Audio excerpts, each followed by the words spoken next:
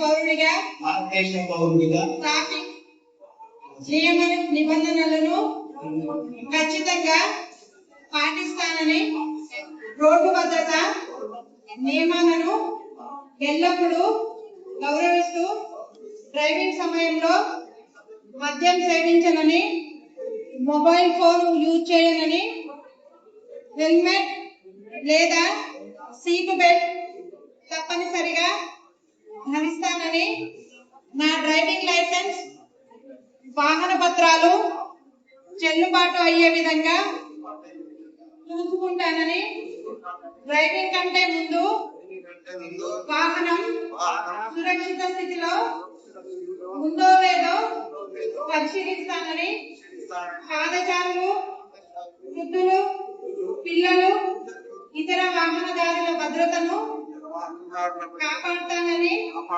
నా కుటుంబం సమాజ భద్రత కోసం బాధ్యతాయుతంగా వ్యవహరిస్తూ రోడ్డు ప్రమాదాలు తగ్గించేందుకు కృషి చేస్తానని ఈ రోజు ఏక సంకల్పంతో ఏకస్వరంతో ప్రతిజ్ఞ చేస్తున్నాను. ముఖ్యం ఏమిటంటే, బ్యాక్గ్రౌండ్ ఏంటి అంటే, మన రాష్ట్రంలో 800 మంది హత్యలలో మరణిస్తే, మర్డర్స్ లో మరణిస్తే 7,500 మంది రోడ్ల మీద యాక్సిడెంట్లలో మరణిస్తున్నారు. 800 మంది మర్డర్స్ లో అయితే 7,500 మంది రోడ్ల మీద. కాబట్టి అంటే 10 times more people are dying on roads. కాబట్టి దాన్ని కంట్రోల్ చేయాలి. ఇంతమంది చనిపోతున్న వాళ్ళల్లో 70% మంది వరకు కూడా 2 వీలర్స్ వాళ్ళు, పెడస్ట్రియన్స్ అంటే నడుచుకుంటూ పోయే వాళ్ళు. కాబట్టి వాళ్ళు చాలా వల్నరబుల్ సెక్షన్స్ వాళ్ళు ఎవరైతే ఈ యాక్సిడెంట్ లో చనిపోతున్నారో అది కంట్రోల్ చేయాలి. అండ్ మూడో చనిపోతున్న వాళ్ళ వయసు కూడా 15-17 ఏళ్ల వయసు నుంచి 50-45-50 ఏళ్ల వయసు వాళ్ళే 70%, 60-70% మంది ఉన్నారు. కాబట్టి ఇంత ప్రొడక్టివ్ ఏజ్ లో ఉన్న వాళ్ళు, ఇంత ఇంపార్టెంట్ ఏజ్ లో ఉన్న వాళ్ళు, దేశానికి సమాజానికి చాలా అవసరం ఉన్న వాళ్ళు మరణిస్తే సమాజానికి చాలా దెబ్బ అవుతుంది, ఆర్థిక పరిస్థితికి చాలా దెబ్బ అవుతుంది. అన్నిటికంటే మించి వాళ్ళ ఫ్యామిలీస్కి పెద్ద దెబ్బ. వాళ్ళపైన ఆధారపడిన వాళ్ళు తల్లిదండ్రులు ఉండొచ్చు, ఆర్య పిల్లలు ఉండొచ్చు, చిన్నపిల్లలు ఉండొచ్చు, వాళ్ళందరికీ పెద్ద దెబ్బ అవుతుంది. కాబట్టి దీన్ని ఎట్లా కానీ కంట్రోల్ చేయాలి. మనం ఇంత రోడ్ల మీద యాక్సిడెంట్స్ కంట్రోల్ చేయాలి. ఇది కేవలం only police department, transport department అన్న కాదు. అందరూ ప్రజలందరూ కూడా ఇందులో మమేకమైపోవాలి, ఒక ఉద్యమం లేక దీన్ని తీసుకుపోవాలి అన్న ఉద్దేశంతో గౌరవ ముఖ్యమంత్రి రేవంత్ రెడ్డి గారికి ఈ విషయాన్ని చెప్పినప్పుడు వారు వెంబడి సత్వరం స్పందించి దీన్ని ఒక్క పోలీస్ డిపార్ట్మెంట్, ట్రాన్స్పోర్ట్ డిపార్ట్మెంట్ కాదు, అన్ని శాఖలు కూడా, ప్రభుత్వంలో ఉన్నటువంటి అన్ని శాఖలు కూడా ఒక 1 వీక్ పాటు పెద్ద ఎత్తున ఈ కార్యక్రమాన్ని ప్రజలలో తీసుకుపోవాలి. ఇది కేవలం ఒక చిన్న కార్యక్రమం లాగా కాకుండా ఒక ఉద్యమం లాగా, ఒక మిషన్ లేక, ఒక క్యాంపెయిన్ లేక చేయాలనే ఉద్దేశంతో అటు అన్ని శాఖల, ప్రభుత్వ శాఖల వాళ్ళు, అట్లానే వార్డ్ మెంబర్ స్థాయి నుంచి సీఎం స్థాయి వరకు, ముఖ్యమంత్రి స్థాయి వరకు అందరూ కూడా ఇందులో పూర్తి ఇన్వాల్వ్ చేయాలన్న ఉద్దేశంతో దీన్ని ఏర్పాటు చేస్తాం. మెయిన్గా మనకు అవుతున్నటువంటి యాక్సిడెంట్లలో మనం చేసే తప్పులే. రోడ్డు మీద నెట్టేస్తాం, రోడ్డు బాగలేదనో లేకపోతే ఇంకేదో బాగలేదని చెప్తాము. రోడ్డు బాగాలేకపోవచ్చు, కొన్ని తప్పులు ఉన్నాయి. కానీ ఎక్కువ మంది చనిపోయేది మనం చేసే మిస్టేక్ల వల్లనే.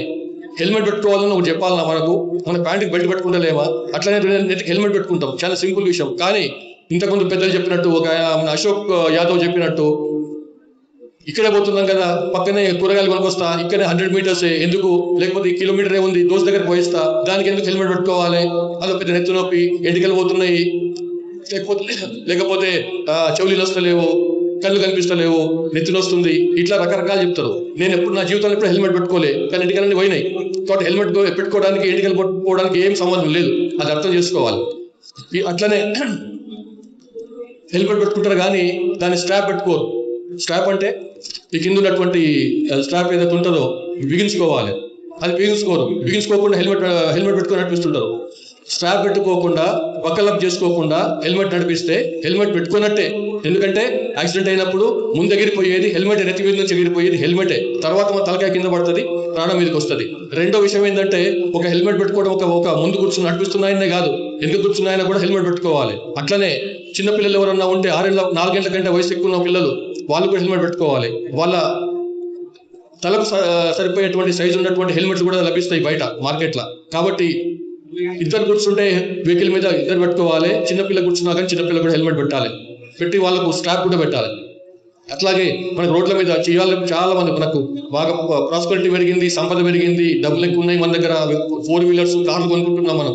కానీ కార్లు కొనుక్కున్నాం కానీ కారు నడిపించే పద్ధతి మనకు తెలియదు, కార్లో కూర్చునే పద్ధతి మనకు తెలియదు, ఏ రకంగా కార్ డ్రైవర్ చేయాలో మనకు తెలియదు. కేవలం కారు ఉందన్నట్టు భోజనం మీద పోతున్నాం కానీ దానివల్ల ఎంత ప్రమాదం జరిగితే ఎంత ప్రమాదమో మన కుటుంబానికి మనకు అర్థం చేసుకోలేకపోతున్నాం. కాబట్టి కార్లు కూర్చున్నారంటే తప్పకుండా సీట్ బెల్ట్ పెట్టుకోవాలి. ముందు ఉన్న కూర్చున్నా, ఇంట్లో కూర్చున్నా కానీ, ఎవరు కూర్చున్నా, ఎంతమంది కూర్చున్నా కానీ సీట్ బెల్ట్ ఎన్ని ఉంటే అన్ని సీట్ బెల్ట్ పెట్టుకోవాల్సిందే. అంతేగాని సీట్ బెల్ట్ పెట్టుకోకుండా ప్రయాణం చేస్తే ఏమవుతుంది? సీట్ బెల్ట్కు ఎయిర్ బ్యాగ్ అని ఒకటి ఉంటుంది, మీకు తెలుసు అనుకుంటాను. కార్లలో, అందరు కార్లలో, అన్ని కార్లలో, మోస్ట్ ఆఫ్ ద కార్స్ లో ఎయిర్ బ్యాగ్ ఉంటుంది. ఎయిర్ బ్యాగ్ అంటే ఏంది? ఎప్పుడన్నా కానీ అనుకోకుండా హఠాత్తుగా సంఘటన జరిగితే, యాక్సిడెంట్ జరిగితే ఆ ఎయిర్ బ్యాగ్ మన ముందున్నటువంటి ఎయిర్ బ్యాగ్ విడుచుకుంటుంది, పైకి వస్తుంది. పైకి వచ్చి మన తల స్టీరింగ్ కొట్టుకోకుండా, మనకు ఉన్నటువంటి క్యాబినెట్ కొట్టుకోకుండా మనల్ని కాపాడుతుంది. కానీ సీట్ బెల్ట్ పెట్టుకోకపోతే ఆ ఎయిర్ బ్యాగ్ ఓపెన్ కాదు. ఎయిర్ బ్యాగ్ కు సీట్ బెల్ట్ కు లింక్ ఉంటుంది. సీట్ బెల్ట్ పెట్టుకుంటేనే ఎయిర్ బ్యాగ్ ఓపెన్ అవుతుంది. కాబట్టి చాలా సీట్ బెల్ట్ పెట్టుకోవడం చాలా ముఖ్యం. తర్వాత ఈ హైవే మీద చూస్తుంటారు, ఇక్కడ ఉన్న లారీ డ్రైవర్లు కానీ, లారీ అసోసియేషన్ వాళ్ళు ఉన్నారు ఎవరన్నా? లారీ డ్రైవర్స్ కానీ, లారీ అసోసియేషన్ వాళ్ళు ఉన్నారా ఎవరన్నా? ఈ పెద్ద వెహికల్స్, ఆర్టీసీ ఆర్ఎం గారు కూడా ఉన్నారు ఇక్కడ. పెద్ద వెహికల్స్ ఏవైతే ఉన్నాయో, ఆర్టీసీ బండ్లు కానీ,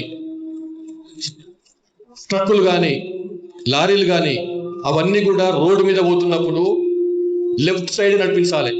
అన్ని బండ్లు కూడా లెఫ్ట్ సైడ్ నడిపించాలి. కానీ మరీ ముఖ్యంగా హెవీ వెహికల్స్ ఏదైతే ఉన్నాయో, భారీ వాహనాలు ఉన్నాయో, అవి ఎట్టి పరిస్థితుల్లో కూడా రోడ్డుకు లెఫ్ట్ సైడ్ నడిపించాలి. ఎందుకు? అవి స్లో మూవింగ్ వెహికల్స్ కాబట్టి వాటిని ఓవర్టేక్ చేయడం ఈజీ అవుతుంది కాబట్టి. కానీ ఏం చేస్తాం మన బండ్లను ఏం చేస్తాము? రోడ్డుకు రైట్ సైడ్ పెట్టుకొని పోయిందే పోతాం, 100 కిలోమీటర్లు నడిపించుకుంటూ పోతున్నాం. అది తప్పు. వెహికల్స్ అన్ని కూడా ఎప్పుడైనా కానీ పెద్ద వెహికల్, చిన్న వెహికల్, మరీ ముఖ్యంగా పెద్ద వెహికల్స్, భారీ వాహనాలు రోడ్డుకు లెఫ్ట్ సైడ్ లేన్లో నడిపించాలి. మనకి ఇప్పుడు చూడండి, ఇప్పుడు హైదరాబాద్ నుంచి ఇక్కడ వస్తుంటే 100 బండ్లు కనిపిస్తే 95 బండ్లు రోడ్డుకు రైట్ సైడ్ నడిపిస్తున్నారు, రైట్ లైన్లో. అది లెఫ్ట్ లైన్ నడిపించాలి. ఎందుకంటే రైట్ సైడ్ పోయడానికి ఓవర్టేక్ చేయడం ఈజీ అవుతుంది. మీరు రైట్ సైడ్ నడిపిస్తున్నారు కాబట్టి ఓవర్టేక్ చేయడం, లెఫ్ట్ నుంచి ఓవర్టేక్ చేస్తున్నారు. అది మహా ప్రమాదకరం. లెఫ్ట్ నుంచి ఓవర్టేక్ చేయడం అంటే పెద్ద ప్రమాదం. ఎందుకంటే మనకు డ్రైవరు వెహికల్లో రైట్ సైడ్ కూర్చొని ఉంటాడు, లెఫ్ట్ సైడ్ కూర్చొని ఉండడు. రైట్ సైడ్ కూర్చొని ఉంటాడు కాబట్టి అతనికి ఎంత నుంచి వస్తుంది ఈజీగా గమనిస్తాడు. అప్పుడు లెఫ్ట్ సైడ్కి వెళ్ళిపోయి రైట్ నుంచి ఓవర్టేక్ చేస్తానికి అవకాశం ఇవ్వచ్చు. కానీ మనం ఏం చేస్తున్నాం? రైట్ సైడ్ స్టిక్ అయిపోవడం వల్ల, రైట్ సైడ్ లేనికి అతుక్కుపోవడం వల్ల ఎంత నుంచి వస్తున్న వెహికల్, ఓవర్టేక్ చేయాల్సిన వెహికల్ లెఫ్ట్ నుంచి ఓవర్టేక్ చేస్తుంది. కాబట్టి లెఫ్ట్ నుంచి ఓవర్టేక్ కాదు, కరెక్ట్ కాదు, రైట్ నుంచి ఓవర్టేక్ చేయాలి. కాబట్టి మీరు ఈ అసోసియేషన్ వాళ్ళు కానీ, లారీ డ్రైవర్స్, బస్ డ్రైవర్స్, ముఖ్యంగా మన ఆర్ఎం గారికి నా విన్నపం ఏంటంటే, ఎట్టి పరిస్థితుల్లో కూడా మనం ఆర్టీసీ బస్సులు చూసినాం, చాలా బాగా నడిపించే వాళ్ళు ఇంతకుముందు. కానీ ఈ మధ్య కాలంలో రైట్ లైన్కే స్ట్రిక్ అయిపోయి నడిపిస్తున్నారు. అది టోటల్లీ ఇన్కరెక్ట్. అటు వాళ్ళకి అందరూ ఆర్టీసీ డ్రైవర్లకు ఇన్స్ట్రక్షన్స్ ఇవ్వండి. ఆర్టీసీ బస్సులు ఎప్పుడు కూడా లెఫ్ట్ లైన్ లో నడిపించాలి. పెద్ద వెహికల్ కాబట్టి కానీ రోడ్డుకి లెఫ్ట్ సైడ్ నడిపించాలి, రైట్ సైడ్ కాదు. ఓవర్టేక్ చేయడానికి మాత్రమే రైట్ లైన్ ఉపయోగించాలి, కానీ అదర్వైజ్ లెఫ్ట్ సైడ్ నడిపించాలి. తర్వాత లైట్ వేయటం, మనకు హెడ్ లైట్ వేస్తుంటాం మనం. హెడ్ లైట్ తెలుసు కదా, హెడ్ ల్యాంప్ అంటారు. దాని లైట్ ఎట్లా వేస్తామంటే, 2 వెహికల్స్ ఓదానికి ఒకటి ఆపోజిట్ డైరెక్షన్ లో వస్తున్నప్పుడు ఆ 2 బండ్లు ఓదాన్ని ఒకటి క్రాస్ అయ్యేంత వరకు కూడా మనము లో బీమ్ లో రావాలి. లో బీమ్ తెలుసు కదా, డ్రైవర్ చేస్తున్న వాళ్ళు తెలిసి ఉండాలి. డ్రైవింగ్ చేస్తూ లో బీమ్, హై బీమ్ అని ఉంటాయి హెడ్ లైట్స్.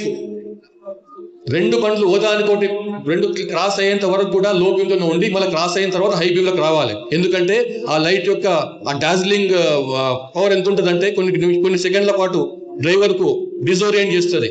కాబట్టి డ్రైవర్ డిజోరియంట్ కాకుండా ఉండాలంటే లో బీమ్ లో రావాలి. కానీ లో బీమ్ లో రాము, అది కొంచెం టక్ టక్ అని చెప్పి కిందికి వేసేస్తాం. లో బీమ్ కేసి మళ్ళీ హై బీమ్కి వస్తుంటాము, తర్వాత బయటకు వెళ్ళిపోతుంటాము. అది తప్పు. మొత్తం రెండు వెహికల్స్ ఓదాన్ని ఒకటి ఆపోజిట్ డైరెక్షన్ లో వస్తున్నట్టు వెహికల్స్ ఓదాన్ని ఒకటి క్రాస్ అయ్యేంత వరకు కూడా లో బీమ్ లోనే వేసేసుకొని తర్వాత హై బీమ్ కి రావాలి. ఇది చాలా పెద్ద ఇంపార్టెంట్ విషయం. ఎందుకంటే ఇవన్నీ కూడా మీరు ఇంతకుముందు ఎమ్మెల్యే గారు చెప్పిండ్రు, ఎస్పీ గారు చెప్పిండ్రు, 2 ఇంపార్టెంట్ హైవేస్, నేషనల్ హైవేస్ పోతున్నాయి. అట్లాగే కూడా వేరే హైవేస్ కూడా పోతున్నాయి. కొన్ని వేల వెహికల్స్ ఎవ్రీడే దీని మీద పోతున్నాయి. మోస్ట్ వల్నరబుల్ రోడ్ ఇది. నేను చూస్తుంటాను, కర్నూలుకి వెళ్ళే రోడ్డు మొత్తం తెలంగాణ మొత్తంలోనే మోస్ట్ వల్నరబుల్ రోడ్ ఇది. ఇక్కడ చూడండి, 24 మంది మర్డర్స్ సరిపోతే 240 మంది రోడ్ల మీద చచ్చిపోయినారు. అంటే మర్డర్స్ లో 24 మంది ఈ జిల్లాలో లాస్ట్ ఇయర్ 24 మంది మర్డర్స్ చచ్చిపోతే, హత్యలలో చనిపోతే 240 మంది, 240 మంది రోడ్డు ప్రమాదాలు దాన్ని వర్ణించారు. అంటే 10 ఇంతలు అన్నమాట. అది ఎంత తీవ్రమైన విషయం మీరు అర్థం చేసుకోవాలి. తర్వాత మొన్న మొత్తం వేరే వేరే జిల్లాలు జరుపుతూ వస్తున్నాను. ఈవెన్ ఆదిలాబాద్ లాంటి జిల్లాలో కూడా ఎమ్మెల్యే గారికి నా విన్నపం ఏంటంటే చాలా పెద్ద ఎత్తున అక్కడ గ్రామాలలో వాళ్ళు ఈవెన్ నగరికల్లో కూడా కొన్ని డజన్ల కొద్ది గ్రామాలలో వాళ్ళు గ్రామ సభలో పెట్టి రెజల్యూషన్స్ పాస్ చేసిండ్రు. గ్రామ పంచాయతీ రెజల్యూషన్ తీర్మానాలు పాస్ చేసిండ్రు. ఏంది అంటే మా గ్రామంలోకి ఎవరిని కూడా హెల్మెట్ లేకుండా రానియము, మా ఊర్లో అందరూ కూడా హెల్మెట్లతోనే ప్రయాణం చేసినట్టు మేము చూస్తాము అని చెప్పి గ్రామ సభలలో వాళ్ళు తీర్మానాలు పాస్ చేసిండ్రు. కాబట్టి ఇక్కడ కూడా ఈ కాన్స్టిట్యున్సీలో కూడా ఈ మహబూబ్నగర్ జిల్లాలో కూడా అట్లాంటి కార్యక్రమం చేస్తే బాగుంటది. అంటే చాలా మందికి ఒక రకమైన గొప్ప సోషల్ సేవ చేసినట్టు మన గౌరవ ఎమ్మెల్యే గారు నేను చూస్తున్నాను, గమనించిన లాస్ట్ 2.5 years నుంచి గమనిస్తున్నాను. ఆయన బాగా యాక్టివ్గా ఉంటాడు. తర్వాత ఈ సోషల్ కాజెస్ లో బాగా ముందుంటాడు.